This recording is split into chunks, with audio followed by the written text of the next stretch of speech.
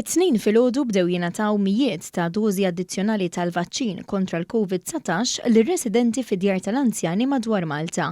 Dan fi proċess li se jara eluf ta' anzjani jirċievu d-doża addizzjonali fil-ġimgħat li ġejjin.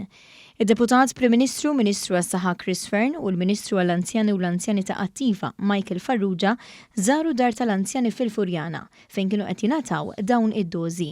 Il-Ministru għas-Saħħa ċenna fuq l-importanza li persuni vulnerabbli jieħdu din id-doża biex l-immunità tagħhom kontra l-coronavirus tibqa' b'saħħitha.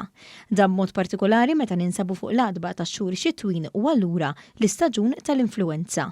Chris Fearn fakkar li persuni b'immunità baxxa minħabba problemi mediċi passati se jibdew jirċievu l-istedina l-appuntamenti tad-doża addizzjonali millum.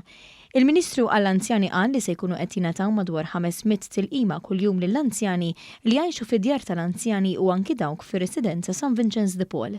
Dan il-proċess qed isir b'ħidma konġunta bejn l-awtoritajiet tas-saħħa u l-Awtorità għall-Standards ta' Kura Soċjali.